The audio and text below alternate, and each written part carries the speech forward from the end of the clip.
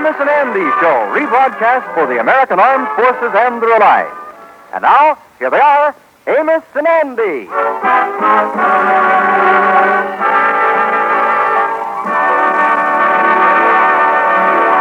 Tonight, our story opens in the auditorium of the Lodge Hall, where a celebration is in progress in honor of Andy for his long service to the Lodge.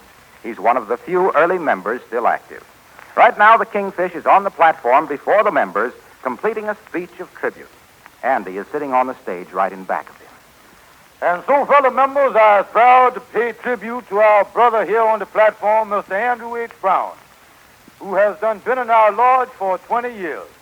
Before Mr. Brown applied for membership with our lodge, the census of opinion was that Andy was a bum.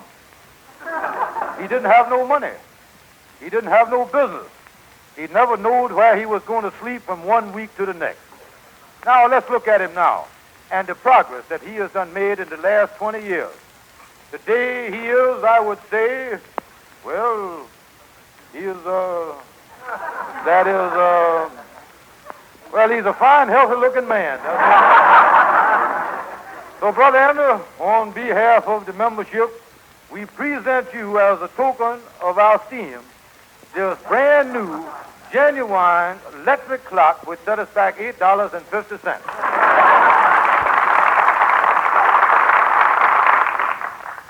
Thank you, brothers, for this beautiful electric clock. It has done touched me. I don't know what to say, but I feel sure that you brothers would like to know my life's history, taking it right from where I was born up to today, year by year. I was born in a little town in Georgia. We lived in a sort of a farmhouse.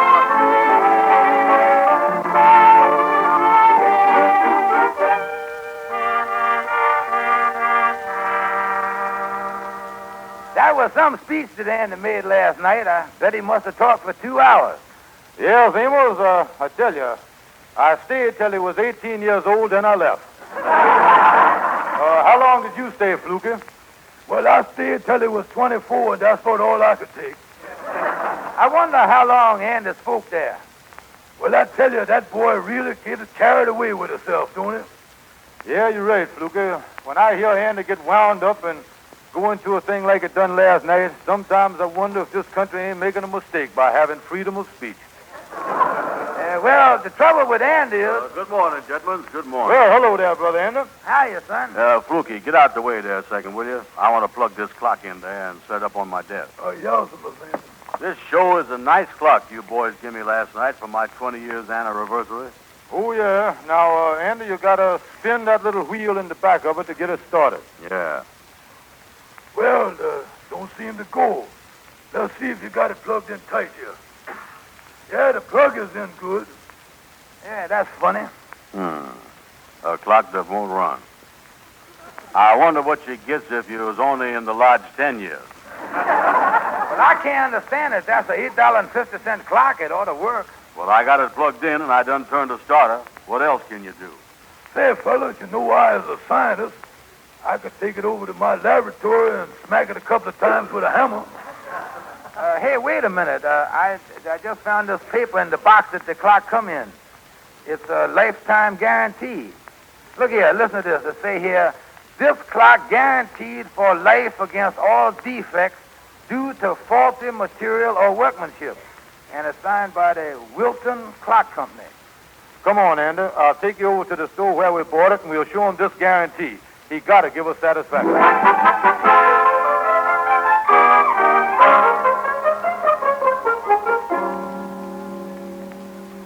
Kingfish, I know you bought the clock here, but it was the last one I had in the store. Yeah, but don't you see, the clock don't work. Yeah, and there's a lifetime guarantee that come with the clock. Listen, boys, that's the manufacturer's guarantee. And it so happened that the Wilton Clock Company is right here in New York. Why don't you take it down after them? You can get some quick action. Andy, that looked like the best thing to do. Maybe we can get Lightning to drive us to the Wilton Clock Company and Amos's taxi cab. Right. Let's go.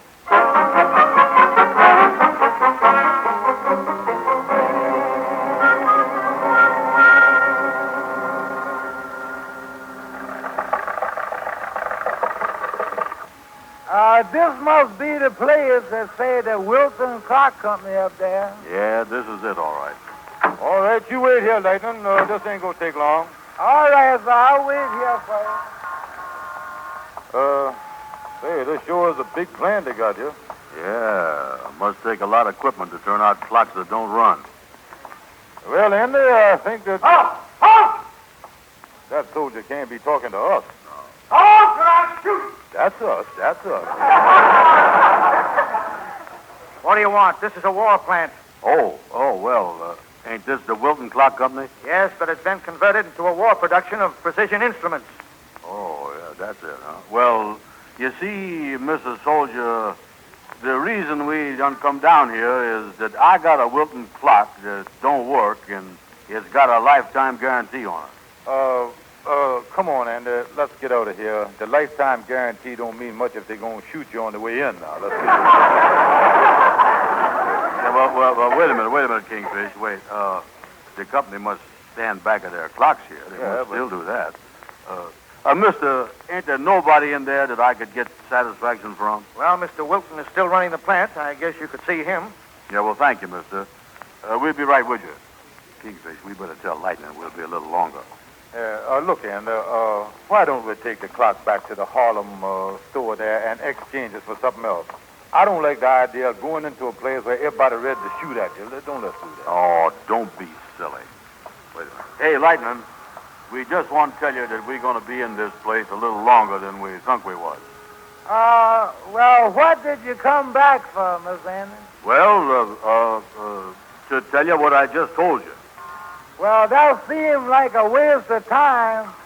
Wouldn't it have been quicker if you would have went in there in the first place instead of coming back here to tell me that you're going to be longer than you thought you was in the first place? Lightning, this place here is a war plant now.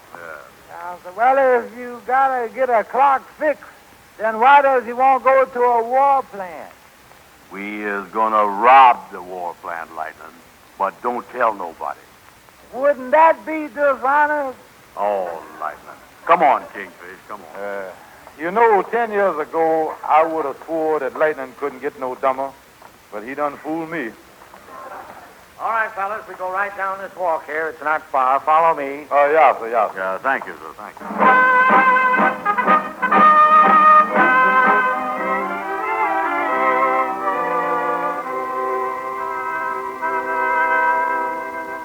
Ralph, I think you've done a wonderful job on this altitude device. Well, thank you, Mr. Wilton. I think if it's successful, it will be the most important development of the year in combat aviation.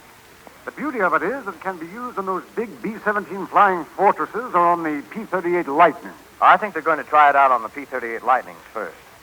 The principle's very revolutionary, too. The secret of the whole instrument, the actual heart of it, is these two little screws right here. They're made out of that new highly sensitive metal that we developed right here in the lab. Well, I don't have to caution you about guarding all this very carefully, Ralph. I should say not, Mr. Wilton. Now, these are the only two metal screws of this type in existence. And this is the only set of plans, so believe me, I'm taking no chances. Oh, did you say that altimeter clock is on the way? Yes, it should be here any minute. Oh, good. Then I can finish this thing up. I better check with Benson out front on that. Benson speaking. Benson, this is Mr. Wilton. I'm expecting a couple of men with a new type altimeter clock for those new pursuit planes. Now, you send them back to my office as soon as they arrive. Yes, sir. Oh, by the way, these men are supposed to put some finishing touches on this altimeter clock when they get here. Oh, then I suppose you want them to put on coveralls as usual. Certainly. You know our rules. Yes, Mr. Wilton. Goodbye. Oh, say, Ralph, come down to my office for a minute. I'll show you our new assignment.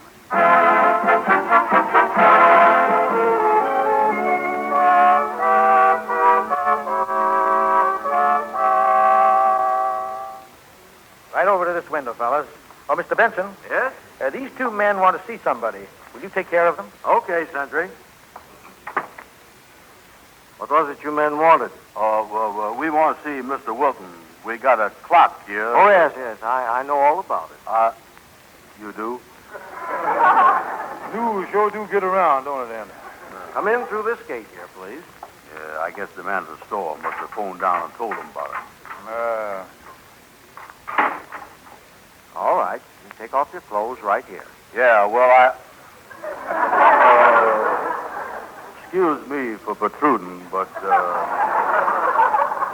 did you say something about taking off your clothes? That's right. Can't go in the plant with those clothes on. Well, ain't it liable to be a little drafty in there, mister? Yeah, this is just a clock factory, ain't it? You ain't running no Turkish bath or nothing on the side, is you? Now, look, I haven't got time to argue with you. Before you can go back in that plant, you've got to put on coveralls. Coveralls. Look, mister, we don't want to seem pig-headed about this thing, but the only reason we is here... I know why you're here, and you've got to put on those coveralls. Just to see Mr. Wilson, huh? That's right. You know, Kingfish, the more I hear about this fellow Wilson, the more I sees why the clock won't run. Say, mister, when we get all fixed up here, what does we do and where does we go to find Mr. Wilson? You go straight down to the end of the passageway, turn left, and it's the first door. Thank you. Yeah, well, we might as well get started here. Get off my coat. You know something, Kingfish? Taking advantage of a lifetime guarantee ain't as easy as a lot of people think it is.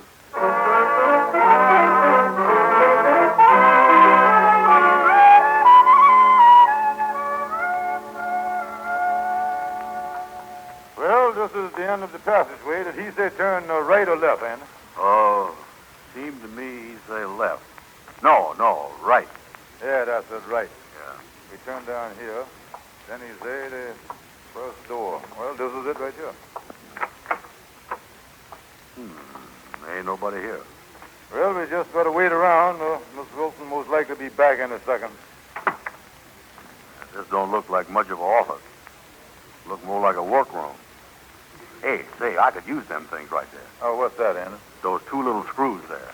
Yeah, the looking glass in my bathroom was coming loose. Well, go ahead, Andy. Take them if you can use them. They don't want them. Yeah, they ain't got no use for them. I think this size here is 10 for a nickel in the dime store. Yeah, slip them in your pocket there. They must have millions of them. Sure. See, I was just thinking, we liable to be in here a little while yet before we changes our clothes and gets out of here. Maybe we better send Lightning a note and tell him what we're doing so he won't get jumpy out there. Yeah, that's right. Let's write him a note, and we can get somebody to take it out to him. Yeah, here's a pencil here. Guess I use this piece of paper here. So wait a minute. Ain't there something on that paper, Kingfish? Oh, just a bunch of lines. Look like some guy been doodling with a pencil instead of doing his work. One side is blue and, it's white on the back. I'll write on the back of it. Yeah. I'll say here, Lightning. What are you men doing here? You know these men, Ralph? No, but I know they have no business in this laboratory. Well, you see, mister... What are you doing with those plans? Guard! Screws are missing, too. Well, listen, mister. The only reason we come down here is this. You call me, Mr. Wilson? Yes. I think we have a couple of dangerous men here. Watch them. I want to go through their pockets. Oh, look, mister, we ain't doing nothing. The reason we come down Look. Here are the screws. They were in his pocket. It's lucky we got back in time. We'd been a minute later, both the plans and the screws would have been gone. And look what they've got written on the back of these plans. Lightning. Yeah. They even knew these plans were for that plane. Oh, wait a minute, mister. That ain't a plane. That's a man. Yeah, listen, we was just... I don't know what you two are up to, but this is certainly a matter for the FBI. Guard? Yes, sir. Take these two men to FBI headquarters. And I hope they get what they deserve.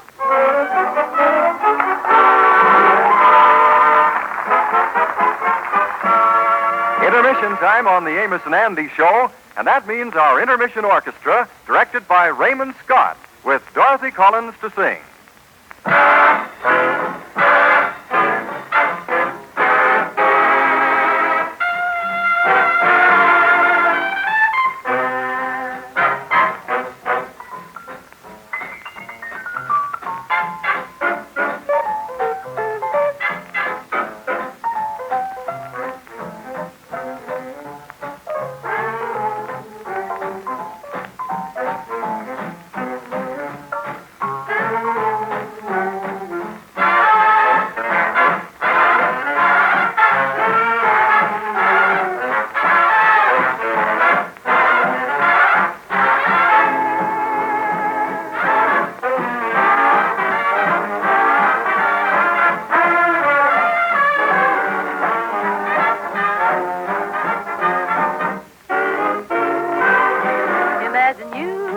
imagining that you love me and starting on a family tree. Imagine starting on a family tree.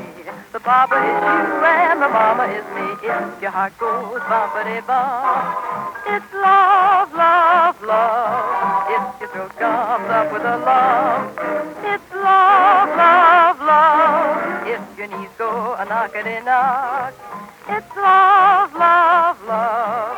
If you're cuckoo like the cuckoo in the clock, it's love, love, love.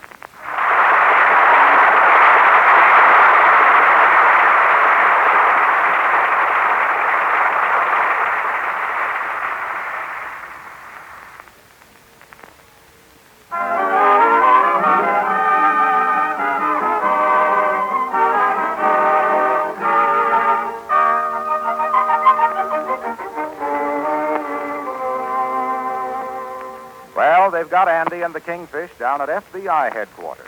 The FBI agents are giving them a complete examination and taking them through a routine checkup before bringing them in for questioning. I think that's everything on that, Harris. Brown's weight, 205, height, 5 feet 11 and a half. Right. Stevens, 191, 6 foot. All right, boys, you can put your shirts on. You know, Andy, I'm getting mighty sick of putting my clothes on and off here. Yeah, we should have come out in our bathrobes today. All right, Harris, take them over to fingerprinting.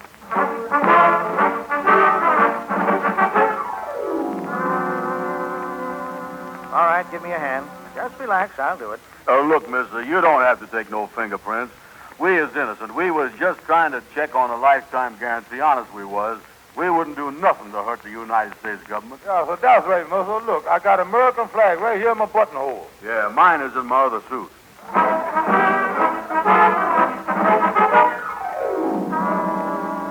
All right, Harris, turn them around now. I want to get a profile. Mister, you ain't got to take our pictures. Yeah, nobody believes us, but we ain't done nothing wrong. Yes, I'm pleading with you, mister. Won't you please believe that I ain't, wait a minute. What's the matter? My left profile on the side there is much better.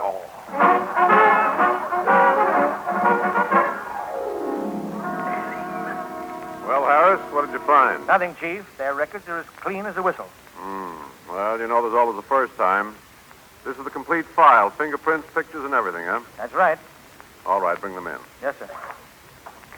Come in here, you men. Yes. We coming. Sit down. Mister, we've been trying to tell all your assistants here that they is making a mistake. Yeah, just like I say, mister, I wouldn't do nothing to hurt the government. I was a patriotic man. I was one of the earliest American settlers in our apartment house. I wouldn't do nothing. All right, but look, try to remember that you're... Hello? Hello, Chief. We picked up those 3 fellas from Harlem. You know, friends of the men you've got inside there. Oh, yes. I want to question them. I'll be right out. Mister, you don't really think that we meant to steal that stuff in the workroom there, do you? Well, frankly, boys, I don't. But we've got to make these routine investigations to make sure. Pardon me a moment. Yeah, well, that's a relief. We'll wait right here. How do you do, man? My name is Hood. I'm in charge here. Hennessy, did you get their names? Yes, that's Amos Jones. That's Henry Van Porter. This fellow they call Lightning. Man we thought was a plane. Mm-hmm. And you're friends of Brown and Stevens, is that right? Yes, to tell you the truth, they is our best friends, mister. Yes, we've known them for many years, and if there's any information you want, we would be only too happy to divulge it. I see. Well, what about you? You're the fellow that drove them down to the plant, aren't you? Yes, I the fellow that drove them down to the plant in the taxi cab. Mm-hmm. While I was waiting for them, they never did come out, and I waited for 2 hours for them. And then I whizzed on home. I see. Well, tell me, what do you know about these men as far as their reputations go? Well, mister, I tell you the truth. I know they're liable to get into a little scrape now and then like anybody's liable to do, but I can tell you this, that they would never do anything against the federal government. I know that. Why, certainly not. From my own personal contact with them, I know that they has always felt that crime was in bad taste. Yeah, I don't know what they're accused of, mister, but I sure it must be some mistake around here. In other words, you men all feel positive that Stevens and Brown would do nothing against the law. Yeah, sir, I would swear to that. Yeah, sir, except for one thing, but, well, I guess I better not say nothing about that, though. Well, what is it? Remember, you've got to tell the truth here. Well, I wouldn't want, I wouldn't like for you to repeat this. Mr. Brown told me not to say nothing about it. But when he left the cab, he said he was going in to rob a war plant. Oh, now we've got something to go on.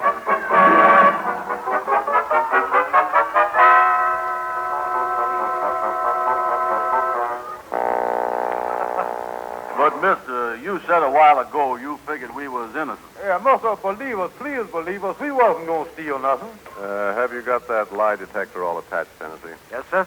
Take this thing off me, will you please, mister? Take it off. I'll tell you the truth. I'll tell you the truth. Brown, I'm going to ask you some questions. And if you don't tell the truth, this lie detector will show just when you're lying. Wait a minute, mister, that ain't fair. This lie detector don't know nothing about the kids. This machine records your emotional reactions. And no matter how hard you try to conceal your feelings, you can't fool it. This machine transposes your emotional vibrations into sound. I'll turn it on now. In other words, when you lie, you'll hear the hum rise. All right, here's the first question. Your true name is Andrew H. Brown. Is that right? Yes, sir. Have you ever used any other name? No, sir. Why did you try to steal those plans? Well, I didn't try to steal them, mister. Honest, I didn't, honest. Well, I didn't hear no rise in the hum, mister. Of course not. I never told a lie in my life.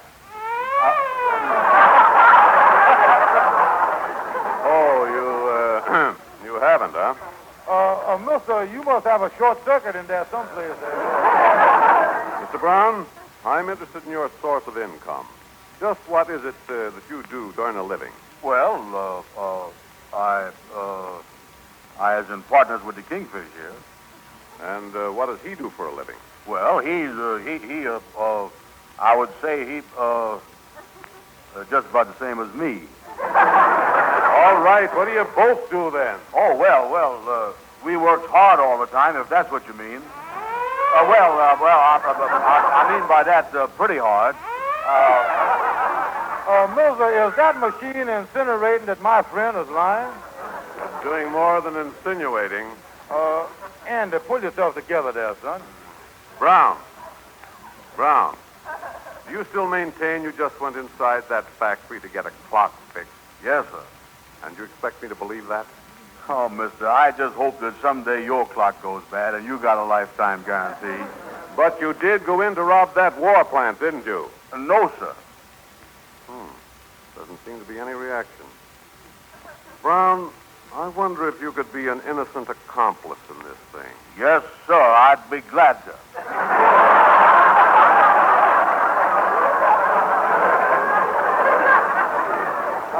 Yeah, sir, and I'd be glad to be an innocent accomplice, too. Remember, I was his partner. No, you don't quite understand. What I mean is it possible that this so-called friend of yours, the Kingfish, is the mastermind and is just using you for a tool? Now, wait a minute. Brown, have you ever known the Kingfish to do anything dishonest? Oh, hold it, Andy, hold it.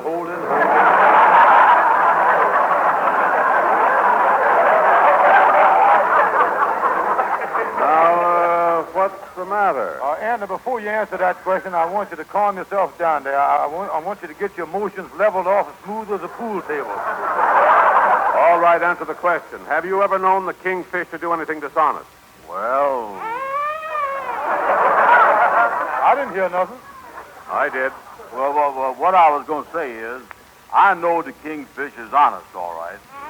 Well, that is, I think he is. Well, what I mean is he's honest most of the time. But that is to say, he honest at least half of the time. Look, mister, maybe we better get off this question before we blows a fuse here. Yes, mister, I'm going to tell you that machine there is just naturally suspicious. Listen to me, young man. Did the Kingfish take you into that plant to steal those plans? No, sir, absolutely not. I see. Hennessy, what does the chart show? No guilty reaction on any of the key questions, sir. Well, boys, I guess you've been telling the truth about the clock. Looks like we were up the wrong street.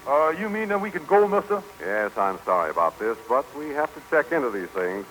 I guess you were pretty sore at me there for a while, but, well, I'm not such a bad guy, am I? Oh, no, sir. I think you is a swell fella.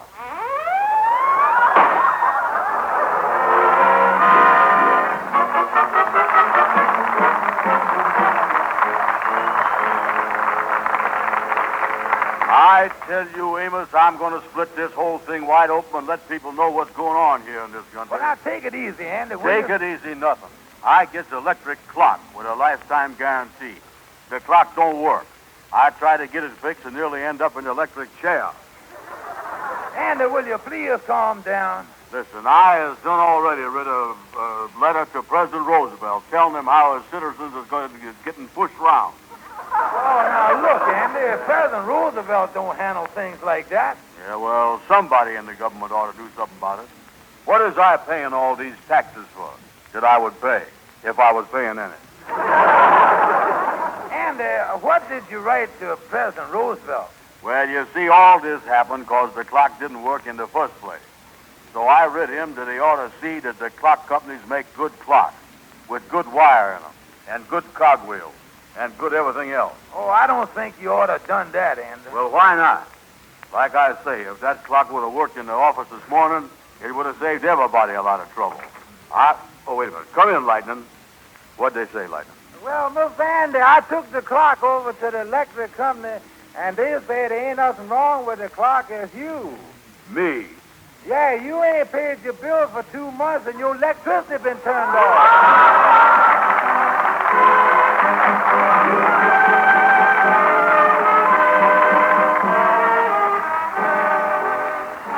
Amos and Andy will be back with you again next week. And now to close our program, here's Raymond Scott and the orchestra.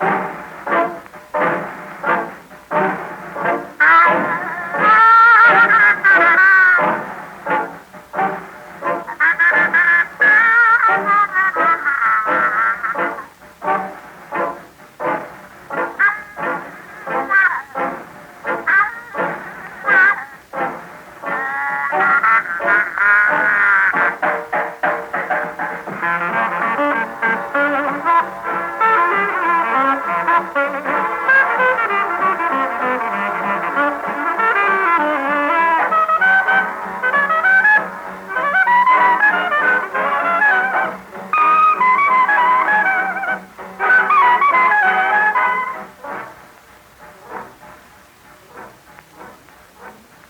is the Armed Forces Radio Service.